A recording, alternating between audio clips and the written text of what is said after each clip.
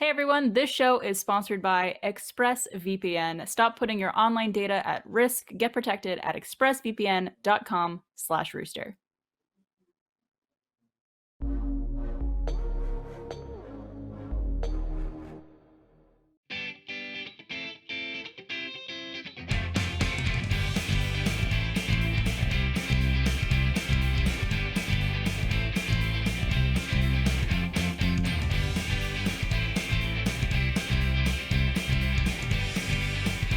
Hello everyone, welcome back for another episode of Always Open. We miss you. It's been a whole week. So much has happened. More of us just hanging out in our homes, and I can't wait to chat with my friends about that. I'm your host, Barbara Dunkelman, and with me today, we have some wonderful ladies in the house, starting with... Hi, I'm Elyse Willems. So happy to be here. Yay! So much has happened, as Barb said in the last week, and I just can't wait to get into it. Hi, I am Jessica Vasame. Can't wait to chat with you. Why is everyone being so weird? What's up? It's me. Happy day you're watching this. Probably a Monday or Tuesday. For me, it's Wednesday. Happy Wednesday. Happy Monday. Happy quarantine. It's your girl, Mariel. What's up? And she's back and better than ever. That's right. And it's just a pleasure seeing so many beautiful faces. I feel like I miss people and that everyone looks even more beautiful than normal. And I don't know how you guys are doing it. Because we're all blown out and lit to like the nth degree. And Elyse is here, all the way from Los Angeles. Yay! Yeah. Thank you so much for being here, Elyse. It's Thanks truly for having always me. a pleasure. Thank you, How was the Jessica, flight for being down? here. Yeah, how was the flight? Oh, It was long. And no, there's no flight, guys. I live here. We're on remotes. That's the beauty of this. Is now you can have. I thought we were flying people down. Yeah. Do you have this freeing feeling that you can have guests on Always Open now, and it's not weird because you can remote anyone and everyone in? Oh, yeah. Oh yeah, absolutely. It's been we had some people on, and we're gonna have some people on the some future episodes this season too, who like I don't know if we ever would have been able to coordinate a time for them to come down to Austin to film, but now that we're doing this, it's just like, yeah, it's just call in an hour and we'll be done. It's pretty crazy. Yeah. that's awesome. Yeah, it's kind of cool. Yeah, and it's been a hot second, I think, since we've had you on like a proper episode that wasn't like a live episode that we've done. I know, but I'm always like very genuinely touched and flattered that you guys asked me to do the live shows, because that's a really special spot, and it just You're a really special person. No, I'm not. Jessica is my special number one. So I really appreciate that. Oh. I just feel like we have to acknowledge that I see James in the back there. There he is. He's giving- so in the zone right now. He's giving notes on a Funhouse video. He's like, get out of here. If I didn't know better, I would have thought you just had like a mannequin sitting at the computer, Yeah, just with its arms straight, which is like a video game playing, just to be like, yes, of course that's James. that's what we Elyse, do. did you guys have this setup, like this back-to-back setup before all this happened? We already did, Okay, but that's then nice. we had to kind of soup it up a little bit. So, adding like lighting, adding our mixer. We didn't have these kind of microphones. We just had like Yetis, but now we added, our little Audio-Technica mics. So yeah, we kind of took it to the next level. We brought our PCs from work home. Oh, that's smart. So yeah, did you guys have to make big adjustments to accommodate for working from home?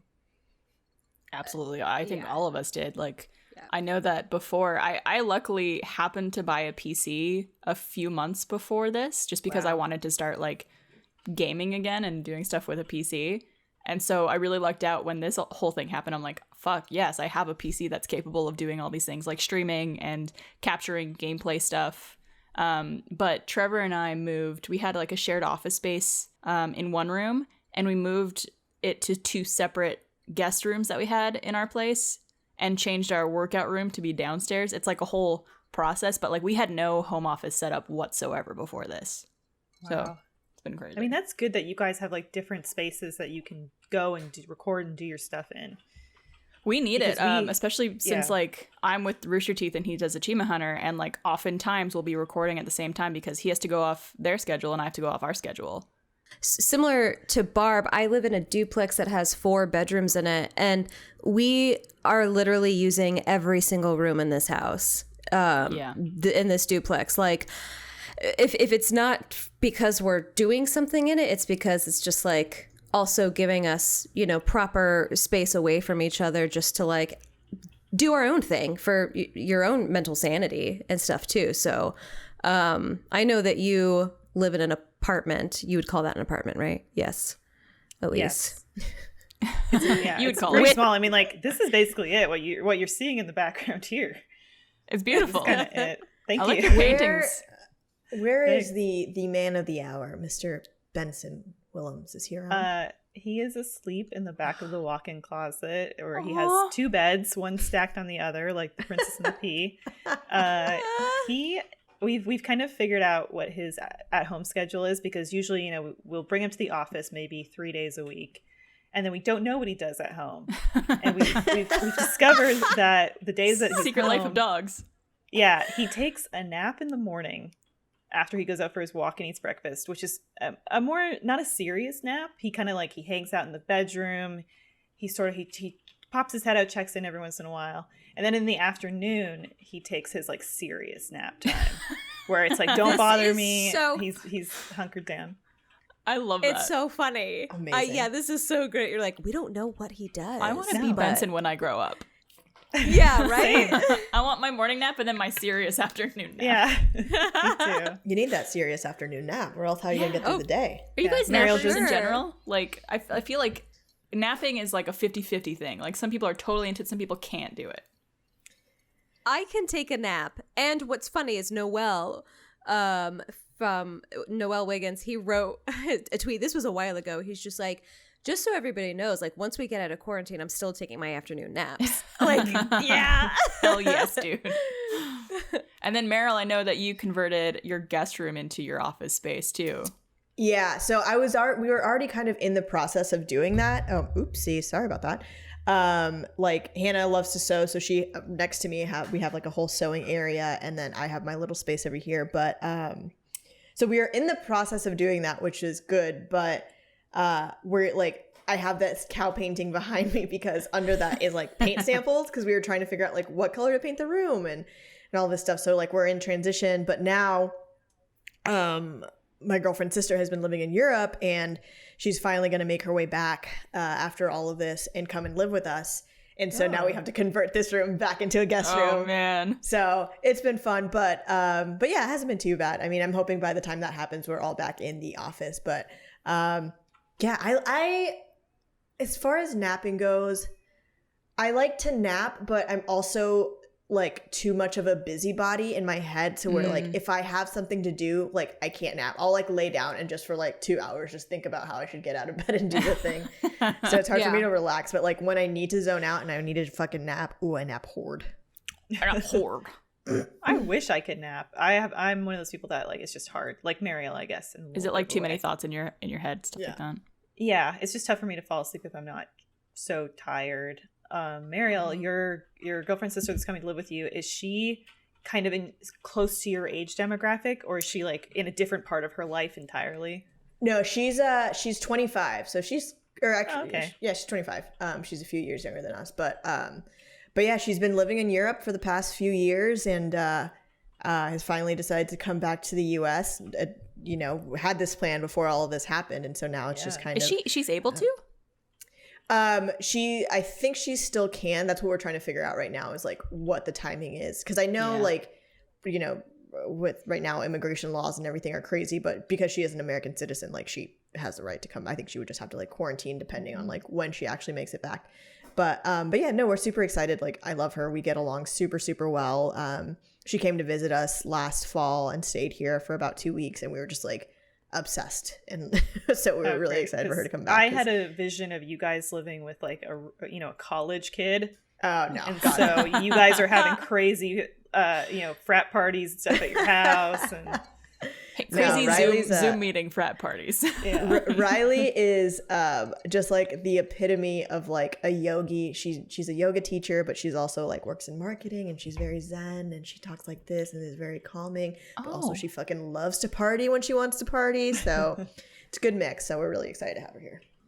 Hell yeah. Well, speaking of good things, like naps and sisters coming to visit, I wanted to do an icebreaker this week. We did this a couple months ago, I guess, on the show. We're bringing it back now. I think we need it more than ever. A segment we like to call Cheers to That, where we go around the room or the screen and all talk about something happy or positive or good that has happened to us recently, just because I think it's a very dark, scary time, and I think focusing on some positivity is great. I have a ton to read from the audience as well right after we go around, but love hearing all your positivity. So if you guys watching have something you want to tweet us, #cheers to that, and we could share in your happiness.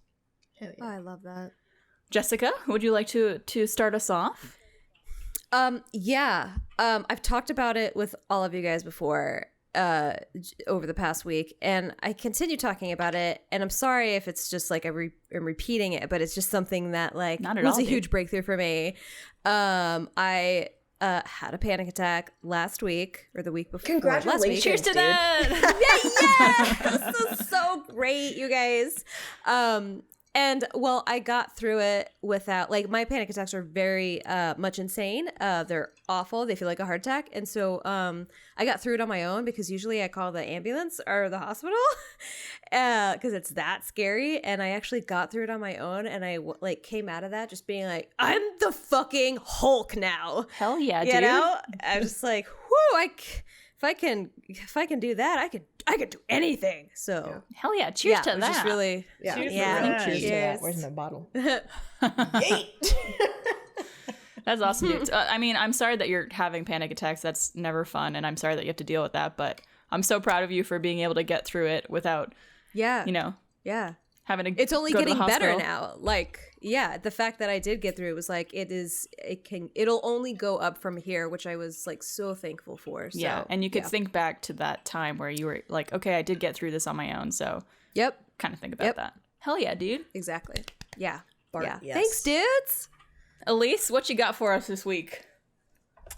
Well, Benson, our beloved Benson that we just brought up, talked about, he just had his like annual checkup, and you might not believe this of Benson, but he's a little bit of a sickly dog in some ways. He has a few chronic ailments, but he got a pretty clean bill of health. Like nothing new. Perfect. Nothing new. Nothing, kind of like declining. Everything's sort of holding steady in the life, in the heart and thyroid and life of Benson. Some growths that he had checked, all benign and good. So yes, Benson will live to see another day, to sleep another day, I guess I should say. Yay! Cheers to that. Yay. Hell yeah. Yay, Benson. Yay, Benson. Benson. Benson. He's just That makes just me the so happy. epitome of the perfect dog. Who's just I need like, him to really live is. to about 25. How old is he? I'm now? excited. Absolutely. What is he, like 15 now? No, he's only like, how old Benson? 11? 11? 12, I think. 12? Oh, 12. Who knows? 12. I Wow. mean, yeah, we just kind of have a ballparkish number for him. Well, that's wonderful to hear. We all love Benson. Yes. We do love Benson. Meryl, what about you? Mine's also dog related. As we all know, I've got a puppy. Her name is Oatmeal, also known as Odie, also known as Oatboat, who's actually laying here next to me. So precious. Because when I take her out, when I put her anywhere, or if I try and leave her like in her kennel anywhere else, she'll like start crying. But if she's next to me, she's just like content to be in there locked up.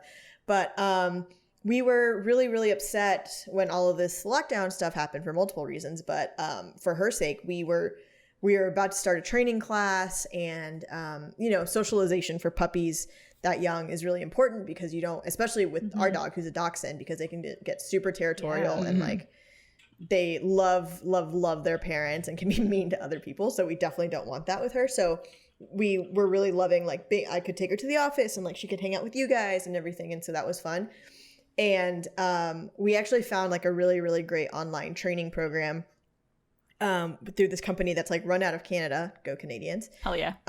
And they're super, super helpful. And it's like this whole training program, and they have like a Facebook group, and you can ask questions, and the trainers are on there. And these people have like millions of views on YouTube. They're like pretty well known in the dog training world.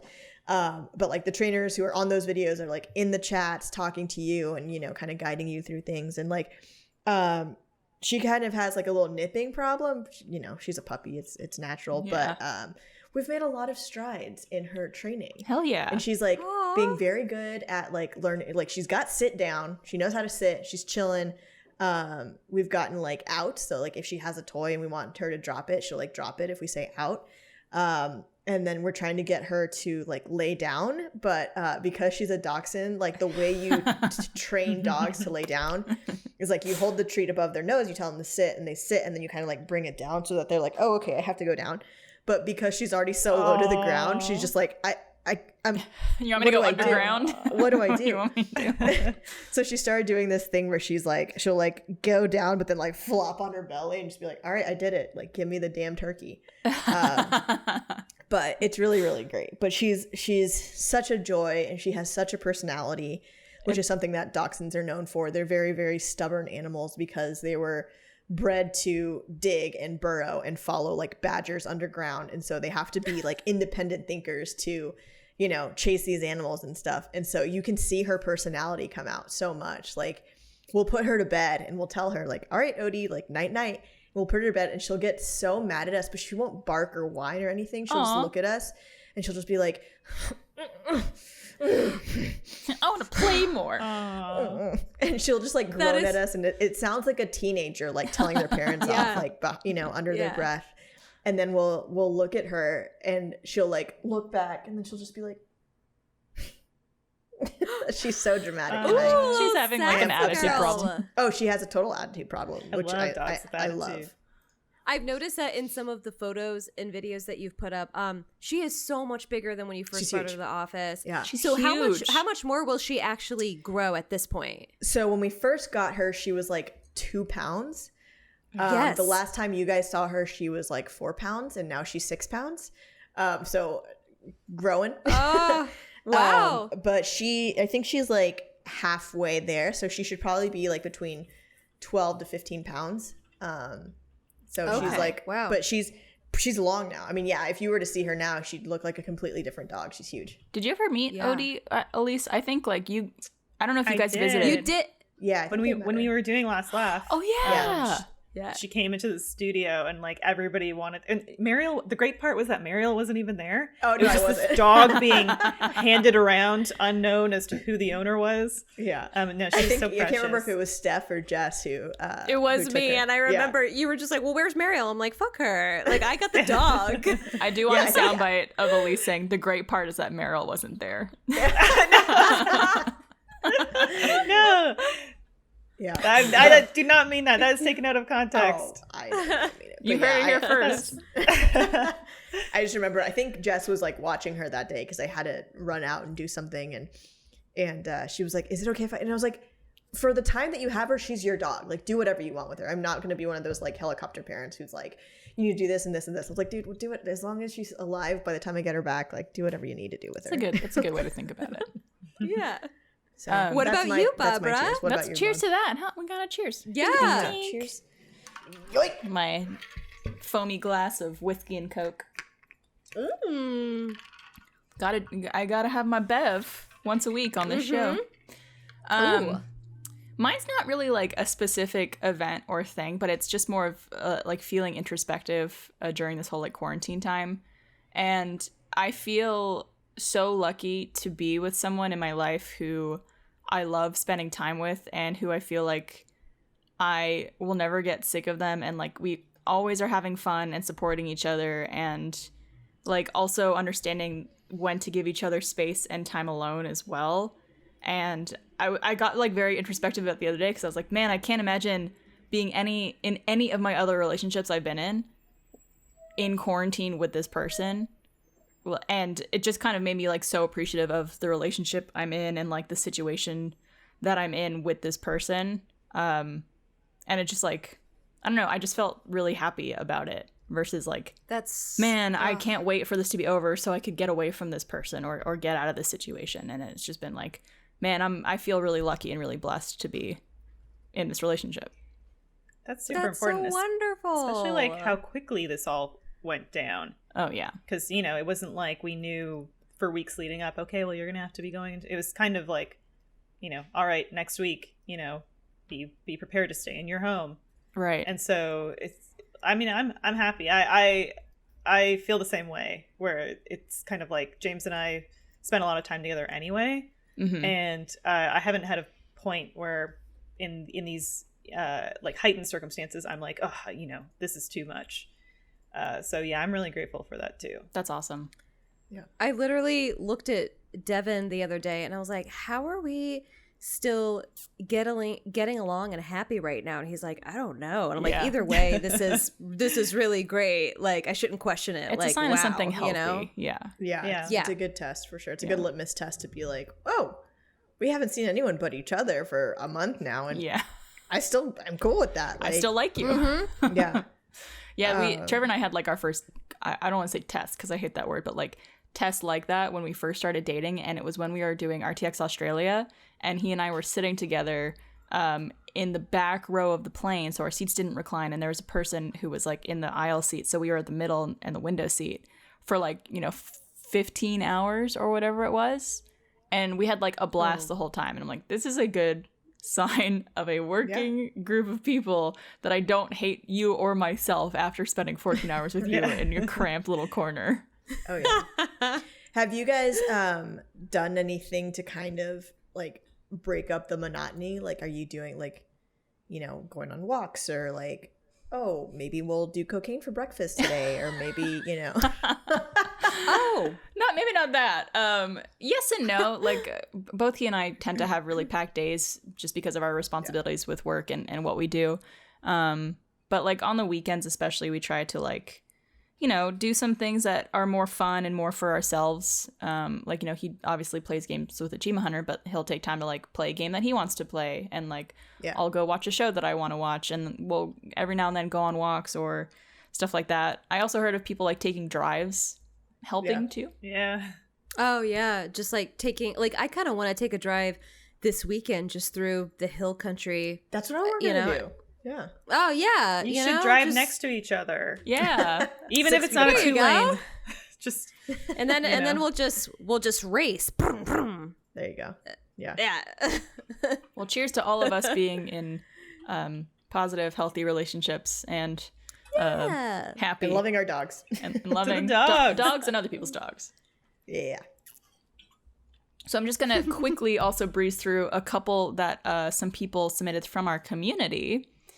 This one is from Hannah Perriman, and she said, "This week is the last week of my first year of art school. I'm super proud of all the progress I've made." Hell yeah. Hell yeah, Hannah. What's up? David, official Zener, or Xener. I'm sorry, I'm saying that wrong. "Not a personal thing, but my sister is finally going to be able to see her boyfriend for the first time in real life since they met whilst traveling about a year ago. They met while traveling Southeast Asia and have kept in contact, but due to the pandemic, haven't had the time to meet. So now they do. Congrats." Oh, That's awesome. This one's from Harry David. Drake. Not sure how they're skirting those social distancing regulations, David. Hopefully but being safe. I'm a dick. No, you're not. This one's from Harry Drake. Harry writes, "Just wrote and released a new song that I'm especially proud of. Huge fan of the show, and thanks for continuing to bring us your amazing content through these difficult times." Thank you, Harry. The new Drake. Jordan, who's at Kingsty on Twitter, said, "My niece has learned how to walk." Yay! Oh, that's wonderful. This one's from Tired Fox. They write, "Found some old contacts on Discord and started messaging them again. Good old times." Nice. That's great. Yeah. When you're like, I feel like I've been talking to a lot of different people I haven't really spent the time to talk to in a long time during this quarantine. Me too. Like reconnecting with a lot of people. It's really nice. Yeah. And then last one, and we'll read more on more shows coming up since you guys submitted so many, and I wish I could read them all. This one's from Alec Combs, and he writes, even during all this coronavirus stuff, I was able to get a promotion at my local news job to newscaster director, which is what I studied to do in college just less than 1 year after graduating, and here I am. Cheers to that. That's Dude, that's awesome. Cheers to all those things and everyone who submitted stuff. Cheers, cheers, cheers. For sure. Yes, cheers. Oh, I don't know why I want to like just fucking knock the camera off. M'ladies, I'm so excited to talk to you guys about this. Brand new show just premiered this past Monday. Last Laugh, which both of you were on. Elyse, I know it's like your baby, your brainchild. I want to hear everything about it. Yeah, I helped develop it, and so it's like a funhouse joint. But there are so many awesome people that are instrumental in making this show. It's the kind of show that, because it's an unscripted live show, that you really find in post. You find the flow of it, you find the format. So our post team was so great on it, and I got to shout out our director Stephanie Ard, who was kind of like her first big project at Rooster Teeth directing, and she just knocked it out of the park. Allison, our post supervisor, like so many, because I feel like Always Open is a little bit more of a women-centric show, or lift up women, and I have to say, like, there were lots of ladies involved in this that made it awesome. But the basic premise of the show is that 12 of the cast members from across Rooster Teeth, so that's Rooster Teeth, Funhouse, Achievement Hunter, get locked into a room for 6 hours, and Jeff Ramsey is sort of our like big brother, all-seeing eye game master / torturer, who watches us, and that's his official title in his job. Yeah. And so if we're trying to make each other laugh with props and bits, and while that's happening, if Jeff sees us like smirk, laugh, break, we lose a life. We only have 3 lives going in. So if we lose all 3, then we're kicked out, and it's sort of a last man standing gets the $1,000 prize kind of thing. And I'm in it. Jessica Vasami is also a cast member in the show. Jessica Vasami. I was very worried having Jessica around, because even if Jessica doesn't make me directly laugh, which she does, she has a quality to her which just makes me smile. Yep. Oh God. Oh man, girl, I can't take compliments well. So because I also felt like in the room our relationship wasn't as friendly as it is in real life, because I couldn't be super friendly and loving with you. Not that I feel like I did not want to go near you. As soon as you put those fucking lemons as your little titties, I was like, yeah. I'm not. Hey, spoilers. I was like, I don't want to be anywhere near you, Elyse. Yeah, I was not friendly towards you, and that's you can't be. I mean, I like from the outside looking in, because like a couple times during the day when you guys were filming it, I would come by and like watch what was going on, and I was like cracking up the entire time watching it, and I'm like, I don't know how they're doing this, and they must like have to turn on this mode where it's like, all right, let me just pretend I hate everybody in here. Or something. I don't know how you guys put yourself in that situation. Yeah. Well, I wasn't in it, but for me, it probably would have been pretty easy, because I tend to hate everybody. Yeah. There's like a few people who I feel like I could make crack. Meryl, I think you might be one of them. I think if I say the right thing to you. You're just yes, there's definitely things you could do. But yeah, I remember there was some that I would pop in during the day, just to like, because it was a full day, right? That was it? Yeah, 6 hours total in the room, and then obviously prep and I just remember like popping in and out every few hours or so just to like see how it was going, and just being like, oh my God, like how are they still doing this? How have they not gone just insane? Just because I just can't. We did go insane. It was rough. First off, before we get too far, I just want to acknowledge, Elyse, you are so good at making sure to like include everybody's names that like help you with projects and stuff, and that's so great of you, because a lot of other people sometimes they'll just be like, yeah, I directed this, and like, because a lot of this stuff is a huge teamwork and all that, but also I want to make sure that you do get the credit that you deserve, because this is your baby and you're creative lead on it and stuff. So awesome job to you. Thank you. Hell yeah. I will say this felt, compared to something like Arizona Circle, like a lot less like just hands-on work or stress that like I personally had to take on because of all the people involved. So that's good. So I feel like there's going to be a lot of credit thrown my way. I can't take it. What you're saying is working with boys like Chris Damaris and Josh Flanagan is really stressful. But yes, when you work with a bunch of very talented, capable ladies like Stephanie and Allison and the whole crew there, it just goes by real smooth and you don't have to think about it. It's crazy. Half of that is weird. Working with those guys is, you know, it's half about the production and it's half about bringing those boys to men. No, I was kidding. God, those guys are all super talented and competent and amazing. I think great.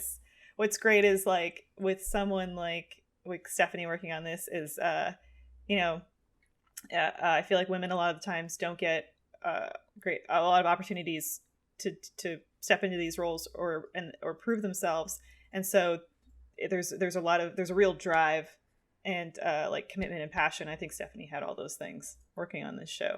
That's awesome. Yeah, absolutely. It was really excellent. And you know, I mean, you guys all know that. You all, like, Barb, you're a creative director, like Jessica, you're a producer, Mariel, you're a producer. Like, you guys all know what it takes and have been there in these situations. And you gotta, like, give credits to yourselves.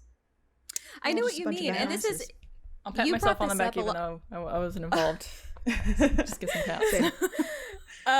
Yeah, you brought this up in a book that you read, Elyse, about how like women a lot of the time kind of really give it their all on a project because they feel like I mean, you should give it your all, but I think I'm phrasing this wrong, where they feel like try a lot harder. Yeah, like almost like I think there's a feeling of like you need something to prove, like you have to prove yourself to people just because like typically I think a lot of industries tend to be more male dominated, and I think film is one of those.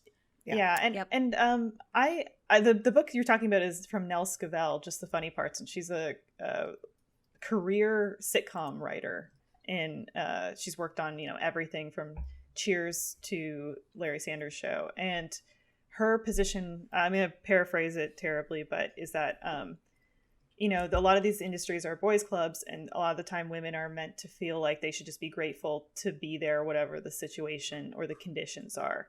And that shouldn't be the case.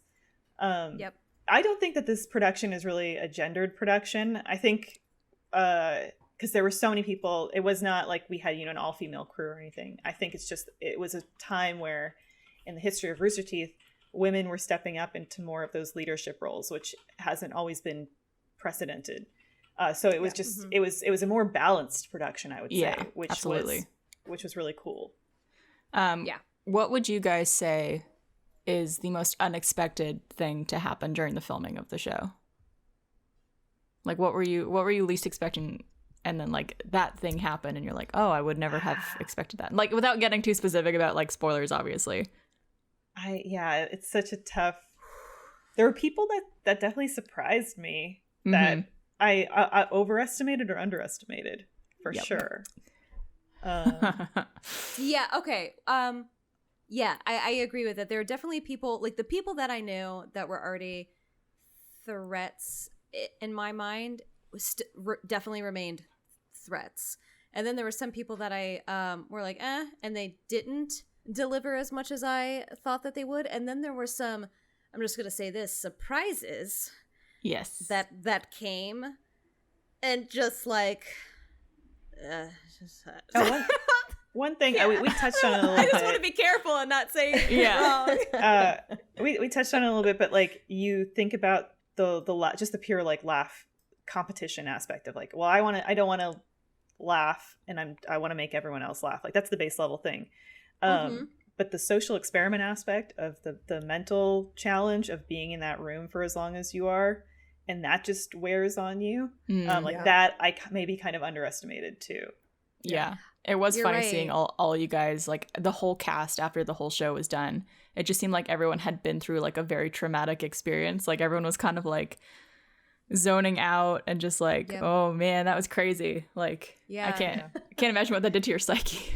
Yeah, It's okay. so weird. You're right, because you don't I actually did not expect any of that to happen. And then the next day I remember going to work and I just felt like I was like, no, I'm not going to be one of those people that like goes into work later because I had a long shoot day. We do that all the time. So I went into work on time. I was like, I'm ready to work. But I was like, I feel like I got hit by a fucking bus. And it wasn't because we were there late. We weren't there late. We ended maybe around like 9.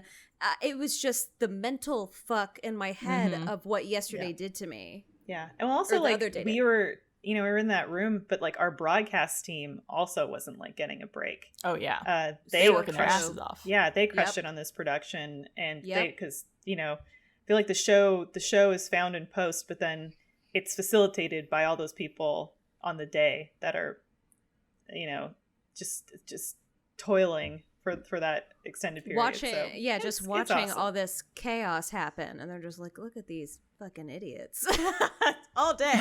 Even being on the outside of it and watching it was like, holy shit. Like, I feel drained just watching you guys having to like go through that. So what would you do? 1 day of basic training or 1 day back in the last laugh room? Oh man. Oh man. Wow, That's an interesting question, because like I feel like basic training is an experience I've never had, so I almost kind of want it to have the experience, right? Yeah. yeah, So I'd get broken and cry immediately. for sure.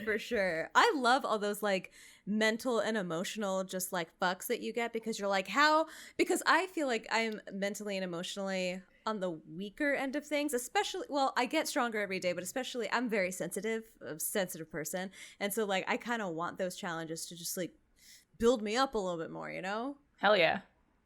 Julius would make it agree strong. with you. Yeah.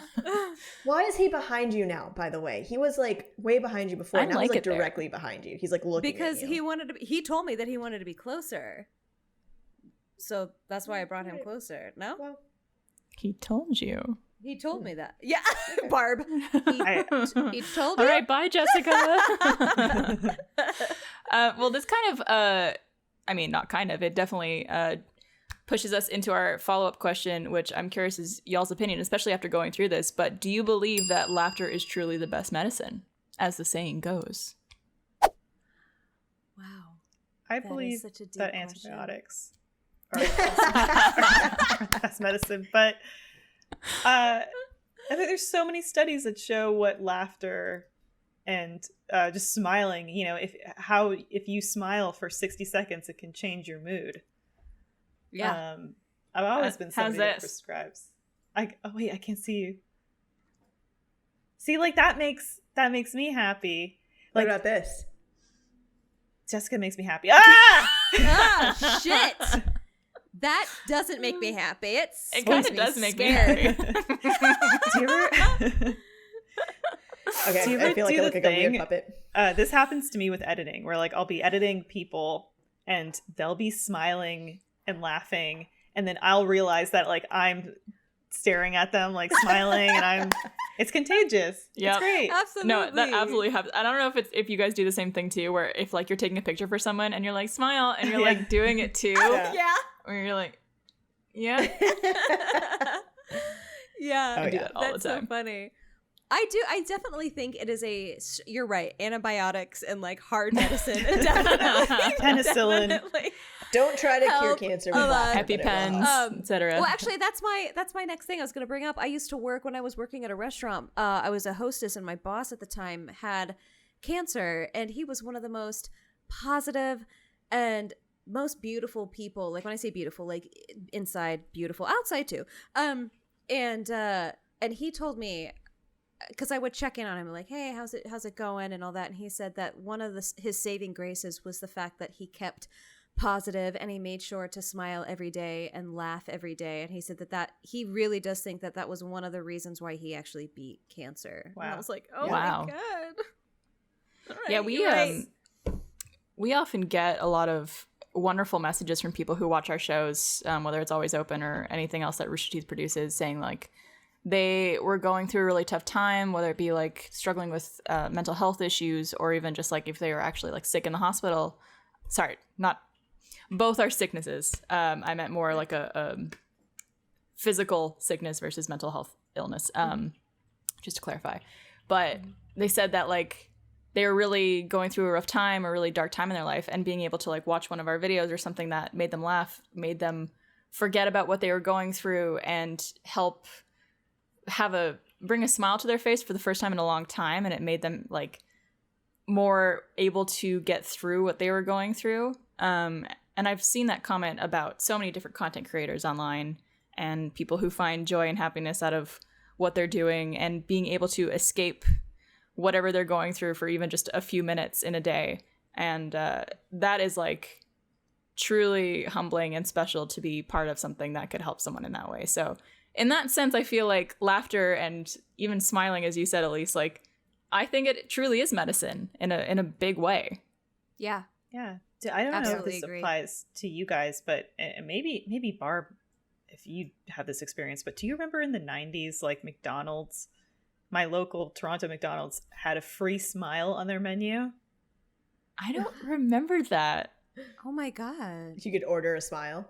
And I had a friend that we were probably like, I don't know, 8 years old, and we were in McDonald's, and she ordered her food and then was like, and I'd like one free smile, please. And I, as an 8-year-old, was like, bitch, my mom would backhand you if you like spoke to an adult that way. But she smiled at her, and I was like, I don't know.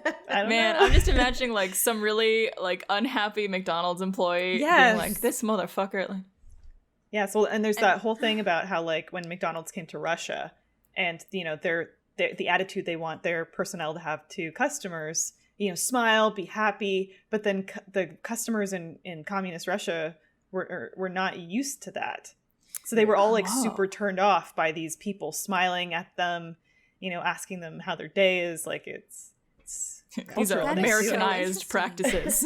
Super Well, interesting. even then, like, I mean, there's huge culture shifts from like state to state. Like, you know, for the three of us, we're in Texas, and like Texas is, I mean, I think Tejas is like, I can't remember what Native American word it is, but it's like it means friendship, I think.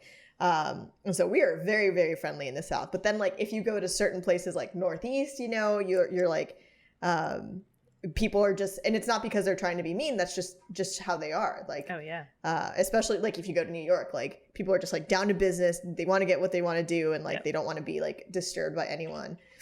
Hey, I'm walking here. Yeah, right. If you go back to my hometown, like I'm McWalkin here. yeah. One McSmile, please. Yeah, one McSmile, please. But if you go to like my hometown and you're driving down the main street, and if you see a car coming towards you, everyone, you just smile and wave, boys, even if you don't fucking know the person. But yeah, I mean, I think like if you're laughing, you're happy, and that's a great thing. Hannah and I do this thing where not so much when we're like sad or anxious, it's more so when we're just like grumpy. I think I've talked about it before, but like, you know, if we wake up grumpy or like we're just grumpy and we don't want to be grumpy with each other, we always do this thing where it's like, okay, like you've got 1 minute to like be as grumpy as you can be and just like get it all out, and you end up like starting off, and then, you know, 30 seconds in, you're like, God, this is just so silly. So you just start laughing because you're like, oh, I'm just so grumpy, I'm just so mad. And like, you're trying to focus all your grumpiness, but it just makes you laugh because you like feel so silly about it. There was this class I took in college. My degree was like half film and then half acting. And it was just called movement class, and so it was a lot about like experimenting with your body and whatnot. And there was one day bowel movement class. yeah, there you go. There was one day our teacher was like, everybody roll out your yoga mats and we're gonna lay down and breathe. So we were breathing, and then he's like, now laugh, and we're like, I don't want to, and he's like, laugh. And so we all start just like fake laughing, like literally there's like 15 of us in this class just on our yoga mat staring at the ceiling, just like and then after like maybe 2 to 3 minutes, we started cackling our asses off, and it became real laughter. And it was just, we all just like got up, started looking at each other, like tears were streaming down our faces because we started off fake laughing, not in the mood at all to laugh, to just now we are just truly laughing. It was the most bizarre experience. That must have been so cathartic, though. It was so cathartic. Yes, it was great. Yeah, but it I works. love that. It works. Absolutely. And hopefully some people watching this have laughed once or twice. I hope so, God. And, you know, because we're a company that operates in the States, that'll be $400, please, for the medicine that we charged you. That's with insurance. Yes. Damn. Too To real. each of us, please. Well, you guys all make me laugh on a daily basis, and I'm so thankful for each and every one of you. Same. All right, well, let's wrap things up with our box of issues question for today. We'll be doing another one in the post show, so if you're not yet a first member, you should sign up so you could catch some more always open fun stuff. This one comes from Becca, and Becca writes, "Hey everyone, my name's Becca and I'm 25 years old. I'm going to college for forensic psychology, but a part of me always wanted to try voice acting. However, I have anxiety and am understandably nervous about trying to break into voice acting when it's such a competitive career. I feel like I'd be happy as a voice actress and like I'm just settling for what I'm doing in school, but I feel like I'm always holding myself back with fears of not being good enough. So my ultimate question is, what do you guys do to face your fears or psych yourself up before a situation that makes you nervous? Love you guys. Thank you for any advice you could give me. Becca." Ooh, Becca. Great question. Hell yes. I've been watching a lot of Blacklist right now, so forensic psychology is fucking awesome because we watch this show and we're just like, God damn it, I should have done something. I could have been a like profiler and I could have been finding serial killers. job. Yeah. Such a niche job too. So interesting. Yeah, which is really cool. So at least like you have an awesome career behind you to back yourself up. But yeah, I mean, Barb, you do the most voice acting I think here. I will say, and this is not to discourage you or anybody watching who's hoping to get into voice acting, but typically, unless you're someone like Troy Baker, Nolan North, etc., voice acting doesn't typically pay all your bills, for lack of a better explanation. But it's typically like you get a gig and you maybe get a couple hundred, maybe a couple $1,000, depending on what the job is. And then you might not have another gig for a while, or you could be consistently working, but it's definitely hard to maintain an entire career based off voice acting, I will say. So I don't see why you don't do both. Depending on, obviously, how much forensic psychology takes up of your time, I feel like if voice acting is something you want to start maybe as a hobby, maybe just dipping your toe into it, seeing if you actually like it or are interested in it, and doing it in your spare time or even just something for fun, whether it's you have friends who are doing some sort of animated project and they need voice actors for it, that's a great way to get into it, or even just auditioning for commercials on the radio, things like that to start exploring that. But I will say that it's tough when you feel like you might not be good enough. I will say that comparing yourself to people before you've even gotten started is a... Don't put yourself in that place. That's not great for your own sake or anyone else's, and I feel like you're robbing yourself of an opportunity by already assuming that you won't be good enough or you won't be good compared to the people who have been doing it for many years. Like any skill, you get better the more you do it. So I love that. Don't rob yourself of an opportunity just by assuming. And I have said this on many shows before, that comparison is a thief of joy. And if you want to do something and think it'll be fun and exciting, like fucking go for it. Who cares what other people are like? Who cares if someone's better than you? There's always going to be people who are better than you or more experienced, whatever it is. But that doesn't take away anything from what you can do and what you can accomplish. Oh my God, I'm getting emotional. Stop it. Dude, you're saying like all the right amazing things, because like I'm currently going through something like that just right now, just and I feel like I'm somebody that goes through waves where I'm like, yeah, I'm confident as shit, and then other times I'm like, I'm jack shit, I have a really bad case of imposter syndrome right now. Sure. But yeah, everything you said is so spot on. And like something that she said, there's these two quotes that really do helps me get through situations. You use the word fear, and I love this quote, and it says, everything that you want in life is on the other side of fear. And it's so crazy to think that literally it's it's fear, and fear is just a feeling. It's nothing more than just a feeling, because if you were to do, there's a lot of people that say like, oh, I have to feel ready, I have to be prepared. Every single person is scared to do something new and risky and everything like that. There's never going to be the most perfect time to just do something. You might just have to do it scared, because when you realize in your head that fear and being scared is just a feeling, you can do that thing even though you're just like, I have this heavy gorilla on my chest. I'm going to do it though. And then you do it and you're like, whoa, wait a minute. And it's just crazy. And like repeating these two quotes, everything you want is on the other side of fear, and that fear is just a feeling. And does take repetition and effort to like, because a lot of the times our brains are wired to think negative thoughts about ourselves and feel these imposter syndromes and to think that we're not good enough. But really we have to remind ourselves every day that we are good enough and that it's okay to be afraid. You can still do that while still being afraid, because the more you do it, just like Barb said, the fear, that feeling will start to dissipate over time, and it will only get better. So yeah, absolutely. If something is scary, that means it's worth it.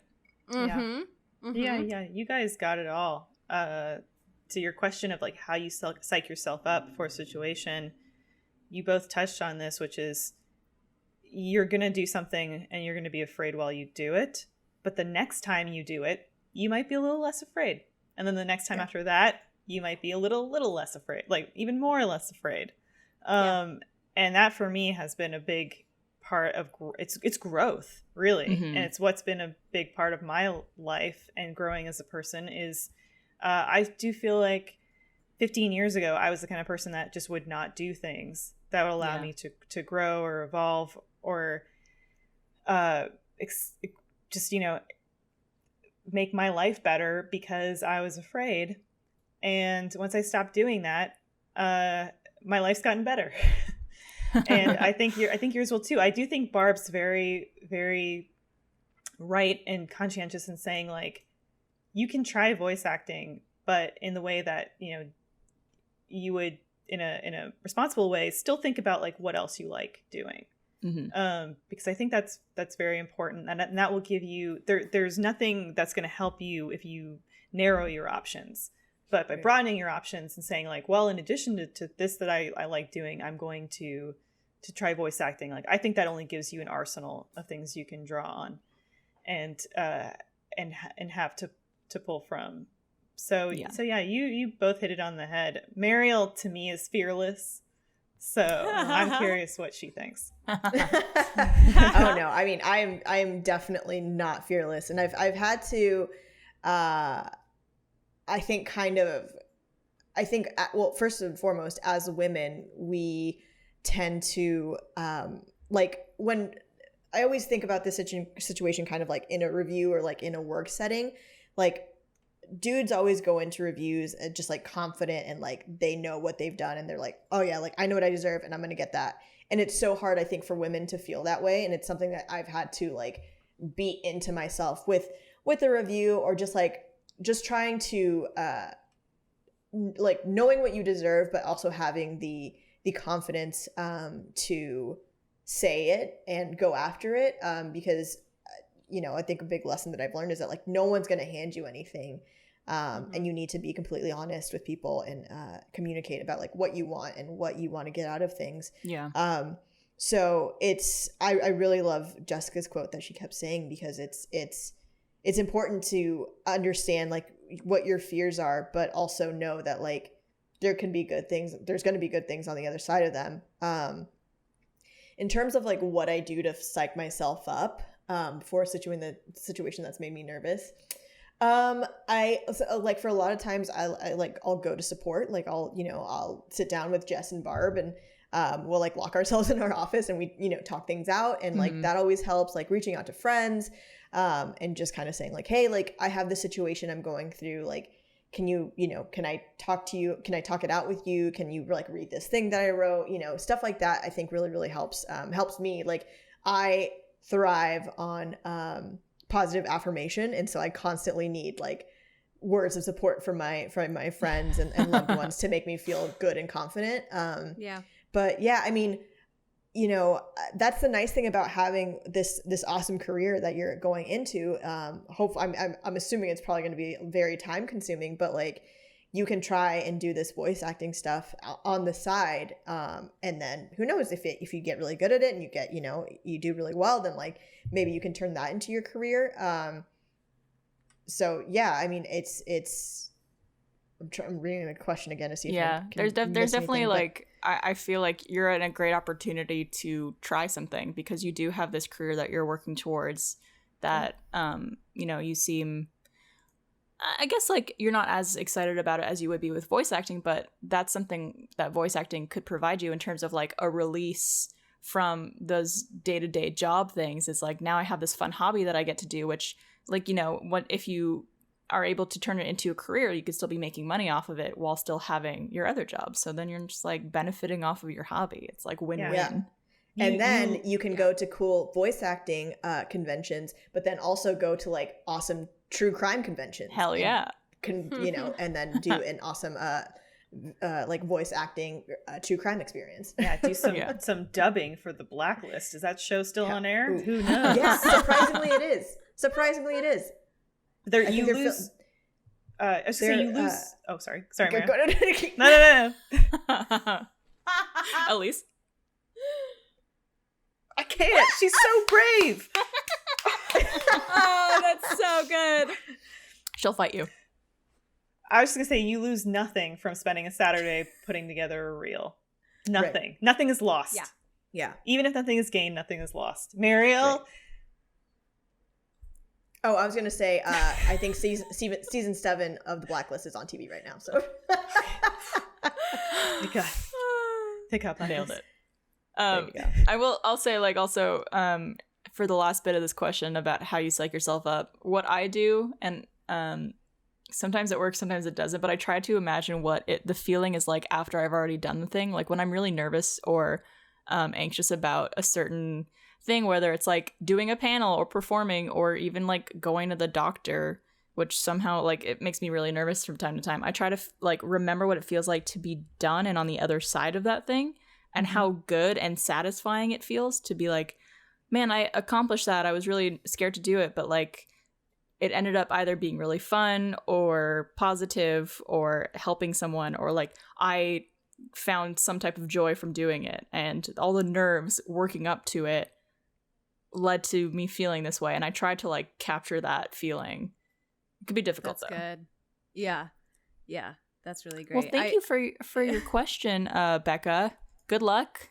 Feel free to reach out if you have any follow-ups. We'd love to hear from you. And anybody else watching, if you have a question for us, whether it's for the box of issues or just a question you want us discussing on the show, you could email alwaysopen@roosterteeth.com. We'd love to hear from you. My ladies, I miss you. And thank you for you guys being here. It's so nice to see your faces and chat with you guys and catch up. Hopefully we'll be able to do it again very soon. Yes. In person. Definitely. In person, sooner than later, hopefully, in a safe and healthy way. Absolutely. Yeah. And we hope you guys are all staying safe and healthy and sane, and we love you, and we'll see you next time. Bye. Bye. Hey guys, thank you so much for watching that episode of Always Open. Don't forget to check out the first episode of Last Laugh. It is hilarious. You will not regret it. And also come on over to roosterteeth.com to watch us live streaming all day, every day on RTTV.